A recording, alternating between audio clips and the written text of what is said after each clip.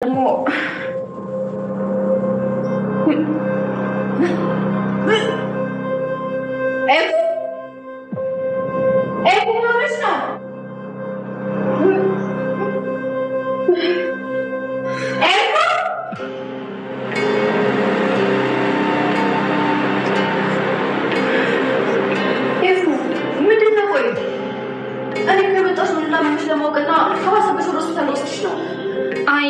ሆስፒታል እንኳን የሚያደርስ አይደለም ግን ኢየሱስ ቀምንም ደና አይደለም በቃ ያመኛል ያዞረኛል እንደዚህ አቅለሽሽ ወደ መጸዳጃ ቤት ተመጣ ደግሞ ምንም የሚወጣኝ ነገር የለም ቆይ ምንድነው እሱ የማይስማማሽ ምግብ በልተሻል እንዴ አይ ምግብ ሲያተኙላ ነው የሚያስጠላኝ አኪም ቤት እንዳልሄድ ደግሞ ይሄን ያለ ገፋማ ማለት ነው እኔ አላም ብቻ እየጠረጠርኩት ያለውት ነገር እንዳይሆን እኔ ምልሽ ቆይ ከያፌት ጋር የተፈጠረ ነገር አለ እንዴ ማለት ምን አይነት ነገር ጸልኮነ ጧትም ማታም ነው የምንጣለው ከዛ ውጭ ግን ዛሬ ወደ ድርጅቱ ሄጄ ነበር እያወራለው እኮ ግልጽ አማርኛ ነው ከያፌት ጋር አብረሽ ማድረግ ጀመረሻል እሱ ነገር ታሪኩ ብዙ ነው ቆይ ግን ከኔ የምታመን ጋር ምን ያገናኘዋል ማለቴ ምን ልትጠቁምኝ እያሰብሽ ነው ምናልባት እርጉዝ ልትሆኚ ትችያለሽ ፊልም ላይ እንዳየሁትና ሶሻል ሚዲያ ላይ ስለ እርግዝና ምልክቶች ሲወራ እንደሰማሁት ያልሻቸው በሙሉ አሁን የእርግዝና ምልክቶች ናቸው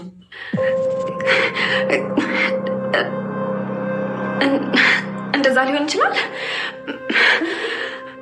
ማለቴ ስለቴ ሊሰምር ነው ማለት የወንድሜ ልጅ ሊሆን ይችላል እሱ ሌላ ጊዜ እነግርሻለሁ አሁን ልትቀይር ነው ወደ ሆስፒታል እንሂድ ስለዚህ ነገር ዛሬውን ማወቅ እፈልጋለሁ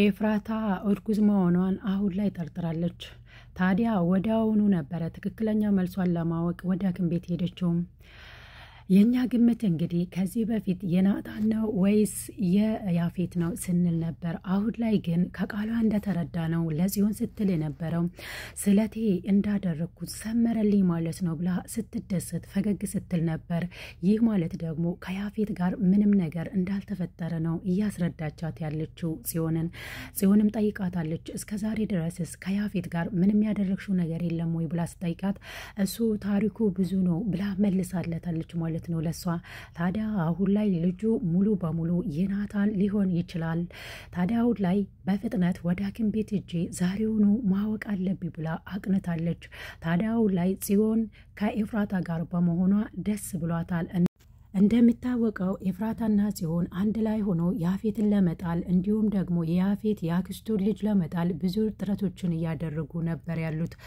አሁንም እቅዳቸው እንደቀጠለ ነው እኔና ናታንም እንጋባለን ስትላት ጽዮንም መለስ ብላ እንዴ እኔና ቢንያም እንደተጣላን አንቀርም እኔና እሱ ነን እንደውም እዚህ ቤት ውስጥ የምንኖረው እናም ደግሞ እናንተም ልጅ ወልዳችሁ ማየትን እፈልጋለሁኝ እናም አንድ ላይ ትኖራላችሁ ይሄንን ህልምም ደግሞ አንድ ላይ ሆነን እናሳካለን ብሎ ሲያስቡ ነበር ማለት ነው ጽዮንና ኤፍራታ እንግዲህ አሁን ላይ አንድ ላይ የሚሆኑበት ክስተት ተፈጥሯል እናም አሁን ላይ ከኤፍራታ ጎን ላትለይ ትችላለች ሲሆን ይህ ማለት ደግሞ ያፌትም ይህንን ነገር ይፈልጋል ያፌትን የሚጥሉበት መንገድ በጣም ቀላል ይሆንላቸዋል ማለት ነው ምክንያቱም ከኤፍራታ ጎን መሆን አለብኝ ካመማት ብላ ነው ቤት ድረስ የመጣችው እኔ ካመመሽም ወደ ሐኪም ቤት ልወስድሽ ነው እንጂ እንዲሁ ዝም ብዬ ላይሽ አይደለም እኮ የመጣሁት ብላም ስታስጨንቃት ስለነበር ማለት ነው ታዲያ ጽዮን እና ኤፍራታ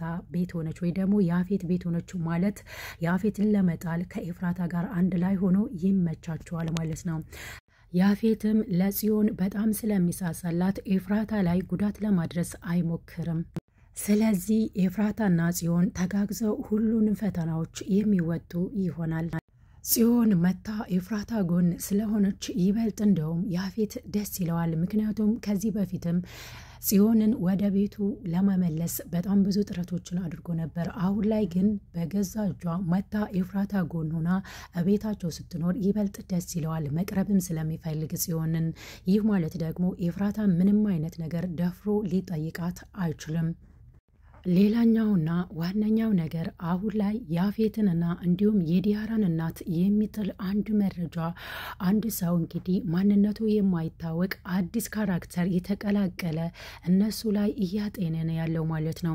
ግድግዳ ላይ እንግዲህ ሰሌዳዎችን ለጥፎ ምርመራ እያደረገ ነው ያለው። ወንጀሉ ከየት እንደሚነሳ ማን ነው ይህንስ ነገር እያደረገ ያለው ያፌት እንዲሁም ደግሞ ከነግብረ አበሮቹ ማን ነው ተባባሪው ለያፌት እንዲሁም ደግሞ የዲያራ እናትን የሚተባበራት ማን ነው? ከስር መሰረቱ የነቤዛንና የነናታንን ቤተሰብ ይሄን ሁሉ ዋጋ እያስከፈለ ያለው ማን ነው የሚለውን ነገር እያጤነ ነው ያለው ማለት ነው። ታዲያ ይህንን ነገር እያደረገ ያለው ፖሊስ ወይስ ናታን ነው? ናታን እንደሚታወቀው ብዙ ጊዜ ከቤት ሲወጣ አይናገርም። ለገዛ ጓደኛው ቢኒ እንኳን አንድ ነገር ሳይናገር ስራውን ጠንክሮ እየሰራን ያለው ይህንን ነገር ደግሞ ለማወቅ ምንድነው ያሴረ ያለው ብሎ ለማወቅ ያፌት እንኳን ተቸግሯል። አሁን ላይ ማንነቱን ቀይሮ እሱን ለመጣል እንግዲህ አብሮ ለመስራት ተስማምቶ ነበር ያፌት እንደሚታወቀው ያለፈው ክፍል ላይ።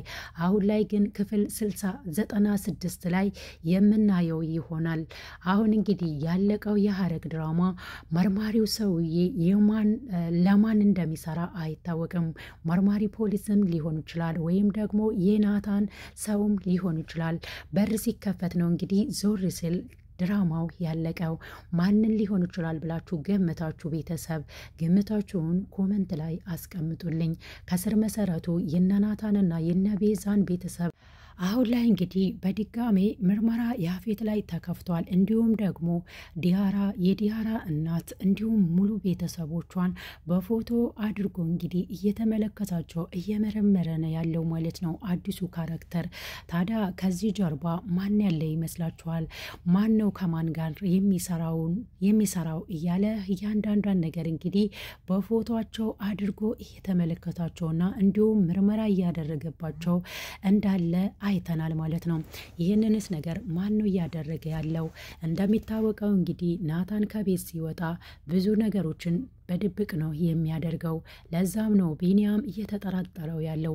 ጓደኝነትስ ይሄ ነው ወይ? እኔ ታግቼ ለኔ ያልደረስክልኝም ግን ደግሞ ለራስ ብዙ ነገሮች እየሰራ ነው። ታዲያ ጓደኝነት እንደዚህ ነው ወይ? በድብቅ ራስ ወዳድ ሆነ የራስን ስራ ብቻ የምትሰራው? እኔን እንኳን መተ አላስወጣኸኝም ከታገትኩበት ብሎ ቢኒያም ቂም ይዞበታል። ለዛም ነው አንተ በቤተሰቦች መሃል አታስፈልገኝም ሲለው የነበረው። ታዲያ ገኒም ተሽሏት አሁን ላይ እየተራመደች ነው ያለችው። እንዲሁም ደግሞ እየተናገረች እየተሻላት ነው ያለው። ታዲያ እሷም ስትለው የነበረው ቢኒ እኮ እውነቱን ነው፣ ናታን አሁን ላይ ድብቅ ሆኗል። በድብቅ ነው ወጥቶ የሚገባው። ሲወጣ እንኳን አይናገርም። ሲመለስም ከየት ሄዶ እንደመጣ አናውቅም። ስለዚህ ድብቅ ሆኗል። ብዙ ነገሮችን በድብቅ እያካሄደ እየሰራ ነው ያለው የሚለውን ነገር ለዳግም እያስረዳችው ነበር ያለችው። ምን ሊሰራ ይችላል ብሎ ዳግምም እየተጠራጠረ ነበር።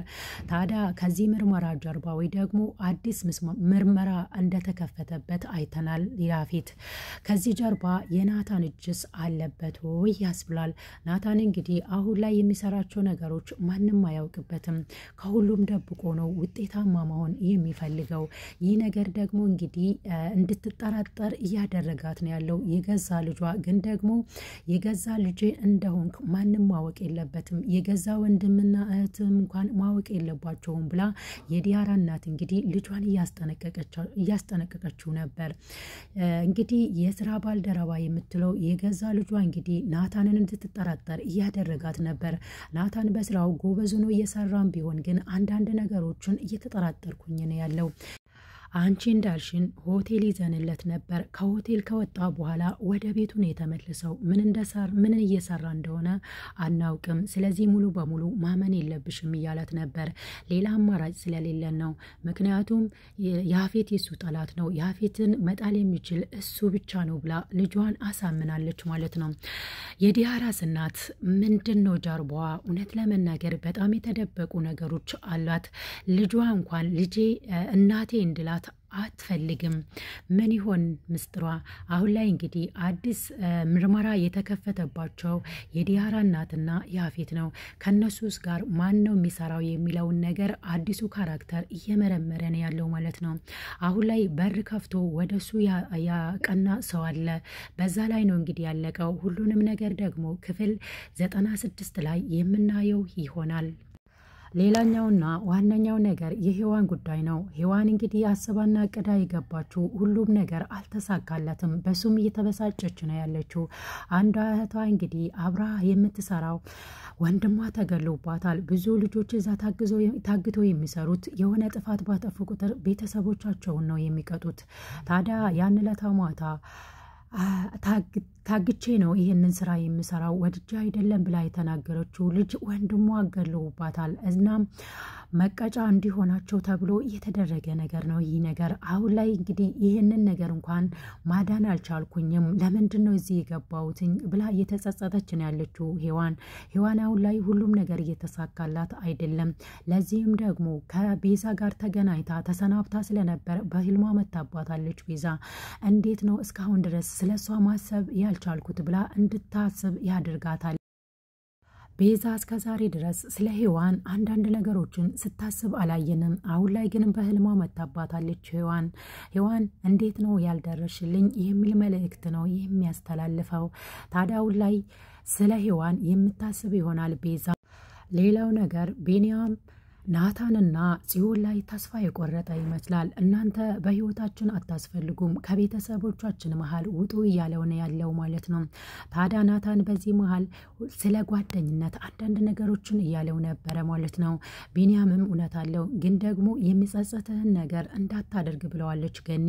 ራሱም ወደ ኋላ ተመልሰ ማሰብ አለብህ፣ ጓደኝነታችን እንዲህ አልነበረም ብሎታል ናታን። ታዲያ አንዳንድ ነገሮች ካወሩ በኋላ ቢኒያምም እሺ ወደ ውጭ እንውጣና እንነጋገር ብሎታል ማለት ነው። ናታን ጓደኝነት እንዲህ አይደለም፣ ብዙ ነገሮችን አብረን አሳልፈናል፣ ግን ደግሞ አሁን ላይ የምነግርህ ነገር ስለሌለ ነው ብሎ አሳምኖት እንግዲህ አብሮ ለመቀጠል ነበር ሀሳቡ ናታን አሁን ላይ እቅዶቹ እንዳይከሽፉበት ለማንም መናገር አይፈልግም። እንደዛውም ጽዮን ዳግምና እንዲሁም ኤፍራታ አንድ ላይ ሆኖ ነበረ ብዙ ነገሮችን ያቀዱት፣ ግን ደግሞ አሁን ላይ ዳግምና ጽዮን ብቻ ናቸው። ማንም እንዳያውቅ ይሄንን ስራ መስራት አለብን፣ ምንም አይነት ስህተት እንዲፈጸም አልፈልግም እንደ በፊቱ ብላለች ማለት ነው። እንግዲህ ሐረግ ድራማ ላይ ብዙ ነገሮች ግልጽ እየሆኑ ነው ያሉት። ያፌትም የሚወድቅበት መንገድ እንግዲህ አሁን ላይ እየሰፋ እየመጣ ነው። ውድና የተከበራችሁ የቻናሌ ቤተሰቦች ለዚህ ቻናል አዲስ ከሆናችሁ ሰብስክራይብ ማድረጋችሁን እንዳትረሱ። ለዛሬ ያዘጋጀውላችሁ ቪዲዮ ይሄንን ይመስላል። በቀጣይ በሌላ ቪዲዮ እስክንገናኝ ድረስ ቸር ሰንብቱ።